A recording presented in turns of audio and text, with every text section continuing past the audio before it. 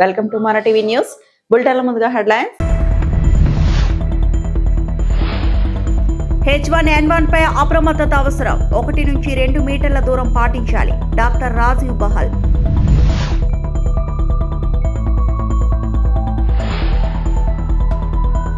రాయదుర్గంలో 10,000 కోట్ల పవన విద్యుత్ ప్రాజెక్టులు శంకుస్థాపన చేసిన నారా లోకేష్.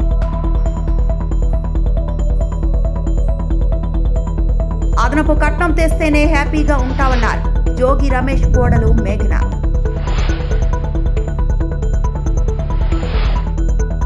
H1N1 కేసులపై భారత వైద్య పరిశోధన మండలి డైరెక్టర్ జనరల్ డాక్టర్ రాజీవ్ బహుల్ మాట్లాడుతూ కోవిడ్ సమయంలో పాటించిన అనేక జాగ్రత్తలను H1N1 విషయంలో కూడా పాటించాలని సూచించారు. అయితే మాస్కులు ధరించాల్సిన అవసరం లేదని తెలిపారు. H1N1 వైరస్ ప్రధానంగా శ్వాసకోశ బిందువుల ద్వారా వ్యాపిస్తుందని, ఇవి ఎక్కువ దూరం ప్రయాణించమని చెప్పారు. సాధారణంగా 2 మీటర్ల వరకు మాత్రమే వ్యాపించే అవకాశం ఉంటుందన్నారు. అందువల్ల ప్రజలు 1 నుంచి 2 మీటర్ల దూరం పాటించాలని సూచించారు. అనారోగ్యంగా ఉన్నవారు ఇతరులకు దగ్గరగా వెళ్లకుండా జాగ్రత్త వహించాలని, ఆరోగ్యంగా ఉన్నవారు కూడా అనారోగ్యంతో ఉన్న వారికి ఎక్కువగా దగ్గరగా వెళ్లకూడదన్నారు. కరచాలనం చేయకుండా ఉండటం మంచిదని, ఎందుకంటే వైరస్ సోకిన వ్యక్తి ముఖాన్ని తాకిన తర్వాత ఇతరులతో చేతులు కలిపితే వైరస్ వ్యాపించే అవకాశం ఉందన్నారు. అలాగే అనారోగ్యంతో ఉన్న వ్యక్తులు తాకిన సాధారణ ప్రదేశాలు, వస్తువులు శుభ్రంగా ఉంచాలని డాక్టర్ రాజీవ్ బహల్ सूचिंచారు. हमारे हर सिंड्रोम के लिए, जैसे ये रेस्पिरेटरी वायरस है, तो हमने there are 73 labs और 73 hospitals all across India जहाँ पर हमारी सेंटिनल सर्वेलेंस ICMR की भी है, one layer on top of the NCDC layer. And इनमें जो खास बात है वो ये है कि यहाँ पर every week 25 samples are tested from SARI, which means severe acute respiratory infection and other respiratory infection. 15 SARI के और 10 दूसरे infections जो आते हैं कम्युनिटी से, ये 25 हर एक जगह पे टेस्ट होते हैं. तो 25 times 73 tests are done for all viruses. So we know at any point in time that which viruses are circulating in these hospitals, because these hospitals are big hospitals, they drain big areas. So this is the sentinel surveillance that we are having. This is the syndromic surveillance. ऐसी syndromic surveillance हमारी diarrhoea के लिए भी है. స్థానిక సంస్థల ఎన్నికలపై వైఎస్ఆర్సీపీ అధినేత మాజీ ముఖ్యమంత్రి వైఎస్ జగన్మోహన్ రెడ్డి కీలక వ్యాఖ్యలు చేశారు. ఎన్నికలు స్వేచ్ఛగా నిష్పక్షపాతంగా కనుక జరిగితే కూటమికి వ్యతిరేకంగా ప్రజలు స్పష్టమైన తీర్పు ఇస్తారని ఆయన అన్నారు. మంగళవారం వైఎస్ఆర్సీపీ ముఖ్య నేతలతో భేటీ అయిన వైఎస్ జగన్ పలు కీలక వ్యాఖ్యలు చేశారు. ఇవి కేవలం గెలుపు ఓటములకు సంబంధించిన ఎన్నికలు కావు, మన కార్యకర్తల కోసం నిలబడాల్సిన ఎన్నికలు. ఎన్నికలు స్వేచ్ఛగా జరిగితే కూటమి ప్రభుత్వానికి వ్యతిరేకంగా జనం ఓటేస్తారు. అందుకే చంద్రబాబు ఎన్నికల్లో నిష్పక్షపాతంగా జరగనివ్వరు. స్థానిక ఎన్నికలను నేతలు ఆషామాషిగా తీసుకోవద్దు. బలమైన అభ్యర్థులను నిలబెడదాం. గతంలో MPTC, municipality, ZP chairman, mayor ఎన్నికల్లో అధికార దుర్వినియోగం, దౌర్జన్యాలు, ప్రలోభాలు చూసా. అధికార పార్టీ ఎన్ని దౌర్జన్యాలు చేసినా నాయకుడు తనతోనే ఉన్నాడనే భరోసా ప్రతి కార్యకర్తకు కలగాలి. ఇప్పుడు కార్యకర్తకు అండగా నిలబడితేనే రేపు సాధారణ ఎన్నికల్లో అతడు రెట్టింపైన ఉత్సాహంతో పార్టీ కోసం పనిచేస్తాడు అని వైఎస్ జగన్ అన్నారు. అసెంబ్లీ నియోజకవర్గాల కోఆర్డినేటర్లకు, అలాగే జిల్లా అధ్యక్షులకు, అలాగే పార్టీ రీజనల్ ఇన్ఛార్జీలకు, రీజనల్ కోఆర్డినేటర్లకు అందరికీ కూడా మనస్ఫూర్తిగా వెల్కమ్. ఈరోజు మనం అంతా కూడా ఎందుకు ఇక్కడ ఏకమవుతా ఉన్నాము అన్న సంగతి బహుశా అవగతం కూడా అయ్యే ఉంటుందని అనుకుంటా ఉన్నా. ఎందుకంటే స్థానిక సంస్థలకు సంబంధించి జరగబోతా ఉన్నట్టుగా ప్రభుత్వం ప్రకటనలు చేస్తూ ఉన్న నేపథ్యంలో మనం కూడా స్థానిక సంస్థల ఎన్నికలకు సంబంధించి సీరియస్గా తీసుకోవాల్సిన అంశం మీద గట్టిగా చెప్పడం కోసం మళ్ళీ ఒకసారి మనం అంతా కూడా ఇక్కడ సమావేశం అవుతా ఉన్నాం. ఎన్నికలు జరుగుతాయా జరగవా పక్కన పెడదాం. ఎందుకనంటే ఆయన ఎన్నికలు జరపాలనే ఉద్దేశంతో చేసిన పనులు కావు అన్నట్టుగా కొన్నిసార్లు అనిపిస్తాయి. ఒకవైపునేమో 44 లక్షల మంది ఓటర్లు లేరు అని ఒకవైపున వీళ్ళ ప్రభుత్వం చేసిన ఎస్ఐఆర్ రిపోర్టే చెప్తా ఉంది.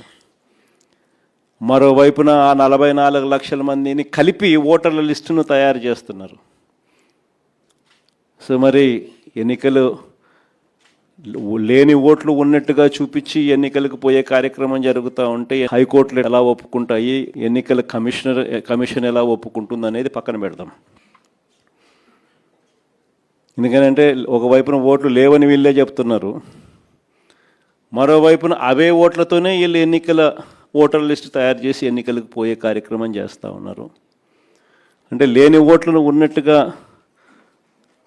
ఓటర్ లిస్టు తయారు చేసుకొని ఎన్నికలకు పోవడం అన్నది చట్ట ప్రకారం నేరం. ఎందుకంటే గోస్ట్ ఓట్స్ను వీళ్ళే దొంగ ఓట్లక వీళ్ళే వేసుకునే ప్రమాదం పొంచి ఉన్నది అని క్రిస్టల్ క్లియర్గా కనిపిస్తూ ఉన్న నేపథ్యంలో అనంతపురం జిల్లా రాయదుర్గంలో సుజ్లాన్ సంస్థ 1325 మెగావాట్ల పవన విద్యుత్ ప్రాజెక్టులను ఏర్పాటు చేయనుంది. 10,000 కోట్ల వ్యయంతో ఏర్పాటు చేయనున్న ఈ ప్రాజెక్టులకు మంత్రి నారా లోకేష్ మంగళవారం శంకుస్థాపన చేశారు. కానేకల్లు మండలం పులికెర గ్రామంలో సుజ్లాన్ సంస్థకు చెందిన S144 కొత్త బ్లేడ్ ఉత్పత్తి లైన్లను లోకేష్ ప్రారంభించారు.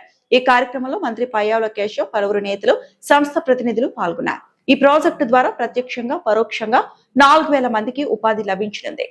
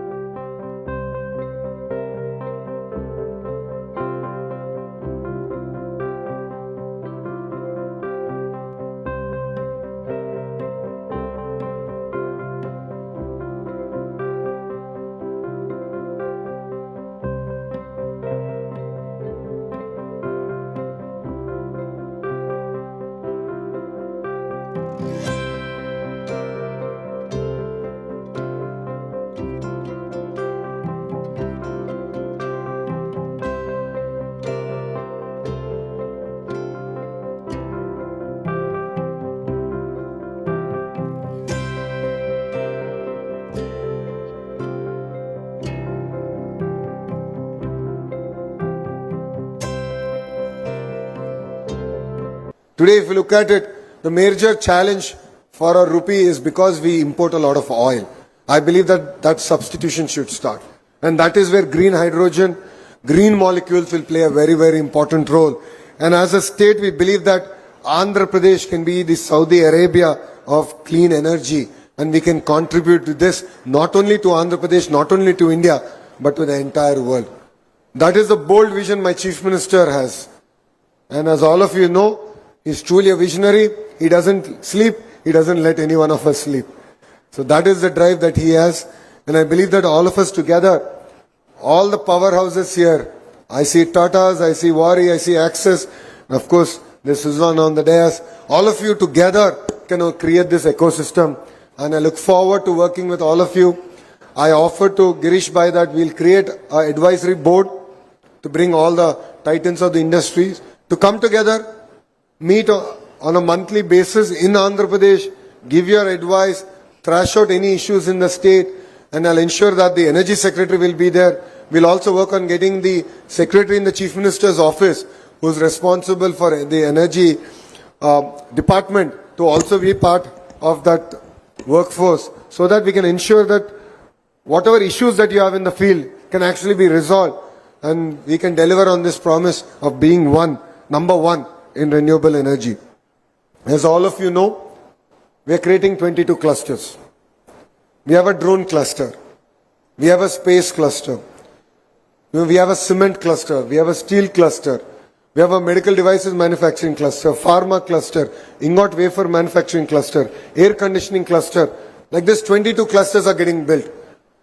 And what do I mean by cluster? It's about bringing all the verticals that create the entire manufacturing ecosystem.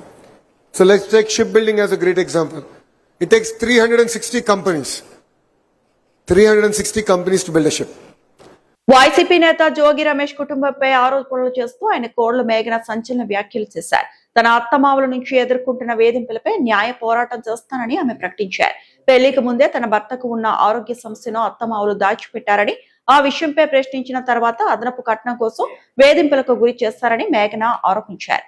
అంతేకాకుండా వివాహం కోసం తమ కుటుంబాన్ని హిందూ కుటుంబంగా తప్పుగా పరిచయం చేస్తారని ఆమె ఆరోపించారు. సమస్య పరిష్కారం కోసం సజ్జల రామకృష్ణారెడ్డి సమక్షంలో రాజీ ప్రయత్నం జరిగినప్పటికీ తనకు న్యాయం జరగలేదని తెలిపారు. తన భర్త ఆరోగ్య పరిస్థితి, అత్తమావుల వేధింపులతో తన జీవితం తీవ్రంగా నష్టపోయిందని ఆవేదన వ్యక్తం చేసిన మేఘన తనకు న్యాయం చేయాలని కోరారు. వచ్చింది.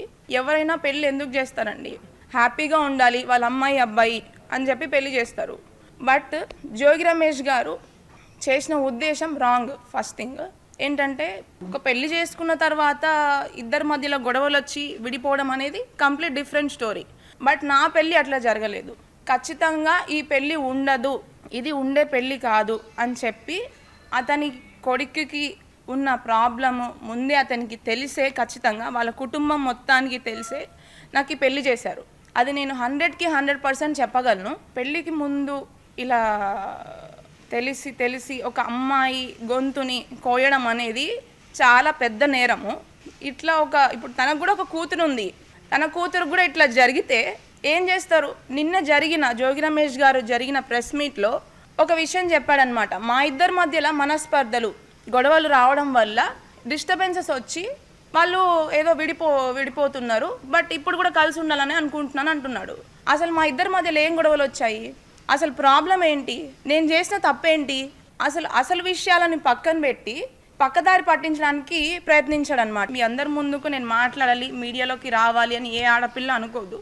బట్ నేను రావాల్సి వచ్చింది. ఎందుకంటే నిన్న జోగి రమేష్ గారు చేసిన కొన్ని వ్యాఖ్యల వల్ల నాకు చాలా అంటే చాలా బాధ కలిగింది. ఎందుకంటే అతను చేసిన అన్యాయము, వాళ్ళ ఇంట్లో నేను ఎదుర్కొన్న సమస్యలను పక్కన పెట్టి ఆయన సింపతి గెయిన్ చేద్దాం అనుకున్నారా, లేకపోతే ఇది రాజకీయ కోణంలోకి తీసుకొని వెళ్దాం అనుకుంటున్నారా అనేది నాకు అర్థం కావట్లేదు. వాస్తవాలేంటో, ఉన్న విషయాలేంటో మీ అందరికీ నేను ముందుగానే ఎఫ్ఐఆర్లో క్లియర్గా పొందుపరిచాను. అండ్ దానికి సంబంధించిన ఎవిడెన్స్లు కూడా నేను ప్రతి ఒక్కటి కోర్టు వారికి ప్లస్ పోలీస్ స్టేషన్లో నేను సమర్పించాను. పెళ్ళయి ఎన్నో ఆశలతో అడుగుపెట్టాను. ఫస్ట్ తగిలిన షాక్ ఏంటి అంటే, అబ్బాయికి రాజీవ్కి అసలు ఉన్న ప్రాబ్లం ఏంటి, మాకైన గొడవలు ఏంటి, ఆ విషయాలన్నిటినీ కూడా వాళ్ళకి తెలుసు. వాళ్ళే నా తల్లి తండ్రి అనుకొని వాళ్ళకే చెప్పుకున్నాను నా కష్టాలన్నీ కూడా. ఇట్లా జరుగుతుంది, ఇలా జరుగుతుంది, ఇట్లా నాతో సరిగ్గా ఉండట్లేదు అని చెప్పి. కానీ మమ్మల్ని ఇద్దరిని పక్కన కూర్చోబెట్టి ప్రాబ్లం ఏంటి అని అడగాల్సింది పోయి మా అత్తగారు శకుంతల అదనపు కట్నం కోసము నన్ను అన్ని విధాలుగా ఇబ్బంది పెట్టారు, వాళ్ళ ఫ్యామిలీ అంతా కూడా. ఎర్రచంద్రం అక్రమ రవాణాపై పోలీసులు ఉక్కుపాదం మోపుతున్నారు. ఇందులో భాగంగా లక్కిరెడ్డిపల్లి మండలం బి ఎర్రగుడి గ్రామం వద్ద కర్ణాటక రాష్ట్రానికి ఎర్రచంద్రం తరలిస్తున్న ముఠాను లక్కిరెడ్డిపల్లి పోలీసులు అడ్డుకున్నారు. పోలీసులు నిర్వహించిన తనిఖీల్లో సుమారు 9 లక్షల విలువైన 6 ఎర్రచంద్రం దుంగలతో పాటు ఒక కారును స్వాధీనం చేసుకుని 5 నిందితులను అరెస్టు చేశారు. అరెస్ట్ అయిన వారిలో 4 అన్నమయ్య జిల్లాకు చెందిన వారు కాగా 1 చిత్తూరు జిల్లాకు చెందిన వ్యక్తిగా పోలీసులు తెలిపారు.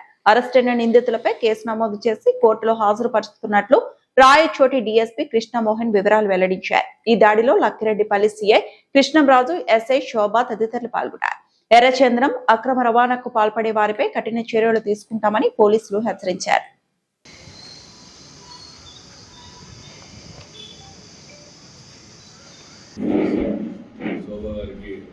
సమాచారం మేరకు లక్కిరెడ్డిపల్లి మండలము బిఎరగుడి గ్రామం దగ్గర చెంచర్లపల్లి ట్రై జంక్షన్ దగ్గర ఈ ఎర్రచందనం స్మగ్లింగ్కి పాల్పడుతున్న 5 మంది వ్యక్తులను మరియు ఒక మారుతి స్విఫ్ట్ కార్ని సీజ్ చేయడం జరిగింది. దాంట్లో భాగంగా వాళ్ళని విచారణ చేస్తే వీళ్ళు 5 మంది కూడా ఒకతను చిత్తూరు జిల్లాకు చెందిన వ్యక్తి, ఇతని మీద ఇంతకుముందు ఎర్రచందనం కేసు ఉండింది. తర్వాత రిమైనింగ్ 4 కూడా లక్కిరెడ్డిపల్లి మండలానికి సంబంధించిన వాళ్ళు. వీళ్ళు 5 మంది కూడా చెడు వ్యసనాలకు బానిసయ్యి ఈ ఎర్రచందనం స్మగ్లింగ్ చేస్తే మనం ఈజీగా డబ్బు సంపాదించవచ్చు అనే ఒక దాంతో ఈరోజు వీళ్ళు 6 ఎర్రచందనం దుంగలను ఆ స్విఫ్ట్ కార్లో తీసుకొని మన కర్ణాటక స్టేట్కి తరలిస్తుండగా వీళ్ళని లక్కిరెడ్డిపల్లి సిఐ గారు కృష్ణరాజు నాయక్ గారు, తర్వాత మన లక్కిరెడ్డిపల్లి ఎస్ఐ శోభ గారు వాళ్ళ సిబ్బందితో వీళ్ళని చాకచక్యంగా అరెస్ట్ చేయడం జరిగింది.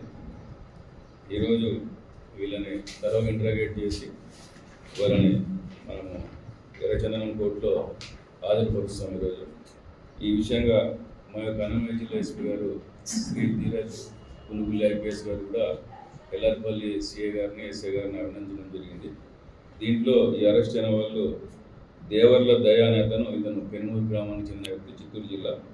ఇతని మీద ఆల్రెడీ ప్రీవియస్గా ఎర్రచందనం కేసులు ఉన్నాయి.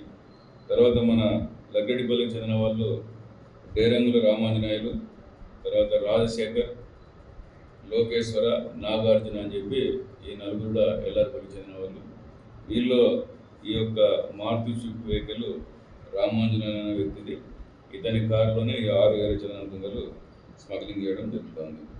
తర్వాత ఈ ఎర్రచందనం దుంగలు మళ్ళీ స్విఫ్ట్ కారు మొత్తం కలిపి వర్త్ రూపీస్ 9 lakhs. దీంట్లో ఎవరైతే మన యొక్క సిబ్బంది ఉన్నారో ఎస్ఐ గారు, సిఐ గారు, వాళ్ళకు కూడా మనం గౌరవ ఎస్పీ గారికి రివార్డు విషయంగా ప్రపోజ్ చేస్తున్నాం. Thank you.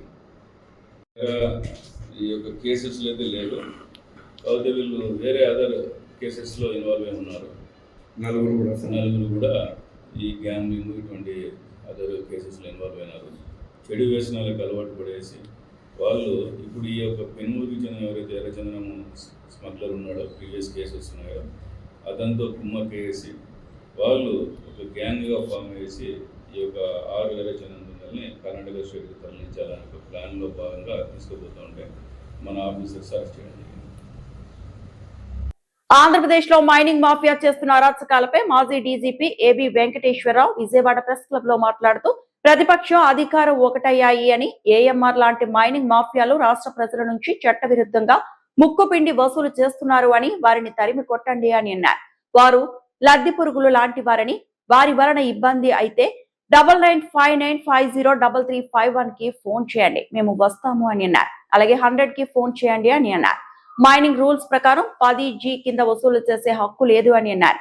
బిఎన్ఎస్ సెక్షన్ 34 చూపించి వారిని తరిమి కొట్టండి అని అన్నారు. మిత్రులందరికీ నమస్కారం, ప్రజలందరికీ నమస్కారం. ఆంధ్రప్రదేశ్లో మైనింగ్ వ్యవహారాలు ఒకళ్ళ చేతుల్లోంచి ఒకళ్ళ చేతుల్లోకి మారినాయి అంతే తప్ప ఆ వ్యవహారాలు ఏమి, అందులో అవినీతి కానీ, దౌర్జన్యం కానీ, గోండాయిజం కానీ ఏం మారలా. ఒకప్పుడు జగన్ మైనింగ్ కంపెనీలల్లా ఇవాళ లోకేష్ మైనింగ్ కంపెనీలో లేకపోతే టీడీపీ మైనింగ్ కంపెనీలో అయినాయి అంతే తప్ప లోకేష్ గారి పేరు ఎందుకు తీసుకుంటున్నామంటే ఆయనే చెప్పారు ఇవాళలో మేము ఇవన్నీ మార్చేస్తాం, మీకు ఎటువంటి పాలసీ కావాలో తెల్లకాయితం ఇస్తామో దాని మీద రాసి ఇవ్వండి, మీరు చెప్పినట్టు చేస్తామని. మరి ఎవరు రాసి ఇచ్చారో మళ్ళా అదే జగన్ కంపెనీలు కావాలని మరి ఈయన ఆజ్ఞే మళ్ళా తీసుకొచ్చారు. ఈ రాష్ట్రంలో ప్రజలందరికీ తెలుసు జగన్మోహన్ రెడ్డి గారి ప్రభుత్వంలో 2019-24 మధ్యన మైనింగ్ వ్యవహారాల్లో జరిగిన అరాచకాలు, దుర్మార్గాలు, దౌర్జన్యాల గురించి మైన్లు నడిపే వాళ్ళకే కాదు ప్రజలందరికీ కూడా తెలుసు. మర్చిపోలా ఎవరు. ఒకప్పుడు మంత్రులుగా చేసిన వాళ్ళ మైన్లు బలవంతాన్ని ఎట్ట రాయించుకుని పార్టీలు ఎట్ట మార్పించుకున్నారో చూసాం. ఇప్పుడు మంత్రులుగా పనిచేసే వాళ్ళని వాళ్ళ మైన్లు లాక్కుని వాళ్ళ మనుషులతో నడిపించుకుని ఆయన సుప్రీంకోర్టు దాకా పరిగెత్తిచ్చారు. ఆయన వాళ్ళ మంత్రిగా ఉన్నాడు, అది చూసాం. చివరికి 2022 ఆ ప్రాంతాల్లో 23 ప్రాంతాల్లో మైన్లు ఎవరికైనా లైసెన్స్ ఇస్తే వాళ్ళ దగ్గర సేనరేజ్ వసూలు చేస్తారు. ప్రజలందరికీ తెలుసు, ఏదో ట్యాక్స్ లాంటిది, మనం జిఎస్టీ వసూలు చేసినట్టు సేనరేజ్ వసూలు చేస్తారు. మైనింగ్ ఫీజు అంటారు, సేనరేజ్ అంటారు, డిఎంఎఫ్ అంటారు. అవన్నీ మనకి మామూలు ప్రజలకు తెలియదు, కానీ గవర్నమెంట్ డబ్బులు వసూలు చేస్తుంది. అది అంతకుముందు మైనింగ్ డిపార్ట్మెంట్ వాళ్ళు వసూలు చేసేవాళ్ళు. గ్రానైట్ తీస్తే క్యూబిక్ మీటర్కి ఇంత, లేదా టన్నుకి ఇంత, లేదా లారీకి ఇంత. కడప పురపాలక అభివృద్ధిలో ప్రజలు భాగస్వాములు కావాల్సిన అవసరాన్ని ప్రతి ఒక్కరూ గుర్తించాలని కడప నగరపాలక సంస్థ కమిషనర్ భవానీ ప్రసాద్ తెలిపారు. ఈ మేరకు తన కార్యాలయంలో ఏర్పాటు చేసిన విలేకరుల సమావేశంలో కమిషనర్ మాట్లాడారు. పారిశుద్ధ్యం, త్రాగునీరు, రోడ్లు, డ్రైనేజీ సౌకర్యాల కల్పనలో ప్రజల భాగస్వామ్యం కీలకమన్నారు. ప్రభుత్వంతో పాటు ప్రజలు బాధ్యత తీసుకుంటే అభివృద్ధి పనులు వేగంగా పూర్తవుతాయని వివరించారు. ప్రతి శనివారం ప్లాస్టిక్, డ్రైనేజీ, తడి, పొడి, చెత్తపై అవగాహన కార్యక్రమాలు కొనసాగుతున్నాయని, పారిశుద్ధ్యంలో ప్రజల భాగస్వామ్యం అవసరమని సుప్రీంకోర్టు కూడా సూచించిందని గుర్తు చేశారు. ఇంటి చెత్తను కంపోస్ట్ ఎరువుగా టెర్రస్ గార్డెన్ కు వినియోగించుకోవాలని, ఏఎండి కంపెనీతో వ్యర్థాల రీసైక్లింగ్, వేస్ట్ ఎనర్జీ కార్యక్రమాలు చేపడుతున్నామని తెలియజేశారు. రోడ్లు డ్రైనేజీలపై చెత్త వేయకుండా ప్రజలు సహకరించడంతో పాటు హోటళ్లు, ఆసుపత్రులు, లాడ్జీలు, పెద్ద సంస్థలు వ్యర్థాలను సక్రమంగా నిర్వహించాలని ఆయన సూచించారు. చెత్త, నీరు, టౌన్ ప్లానింగ్ సమస్యలపై సచివాలయంలో ఆర్జీ అందిస్తే చర్యలు తీసుకోవడం జరుగుతుందన్నారు. నగర ప్రజలు ఇల్లు లేదా ప్లాట్ కొనుగోలు ముందు టౌన్ ప్లానింగ్ అధికారులను సంప్రదించాలని సూచించారు. కడప నగర పురపాలక అభివృద్ధికి ప్రజలందరూ తమ వంతు సహకారం అందించాలని కమిషనర్ భవానీ ప్రసాద్ కోరారు. పాత్రికేయ మిత్రుల ద్వారా కడప కార్పొరేషన్ ప్రజలకు కొన్ని విషయాలు వివరించాలని, ప్రజలకు అవేర్నెస్ క్రియేట్ చేసినట్టయితే, ప్రజలను భాగస్వామ్యం చేసినట్టయితే కడప కార్పొరేషన్ యొక్క అభివృద్ధికి మీ యొక్క సహాయ సహకారాలు, మీ యొక్క పాత్రను పోషించగలరన్న ఉద్దేశంతోనే ఈ ప్రెస్ మీట్ ఏర్పాటు చేయడం జరిగిందండి.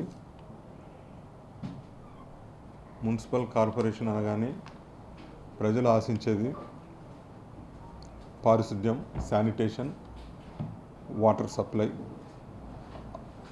తదుపరి రోడ్లు, డ్రైనేజీలు, ఇవన్నీ కూడా ప్రజలు ఆశిస్తారు. దీంట్లో శానిటేషన్కు విషయానికి వచ్చినట్టయితే గౌరవ ప్రధానమంత్రి గారు కానీ, గౌరవ ముఖ్యమంత్రి గారు కానీ, గౌరవ ఎమ్మెల్యే గారు కానీ 2014లోనే గౌరవ ప్రధానమంత్రి గారు మినిమం గవర్నమెంట్ మ్యాక్సిమం గవర్నెన్స్ అనే ఒక పిలుపునిచ్చారు. అంటే ప్రభుత్వం యొక్క భాగస్వామ్యం తక్కువ, ప్రజల యొక్క భాగస్వామ్యం ఎక్కువ ఉన్నట్టయితే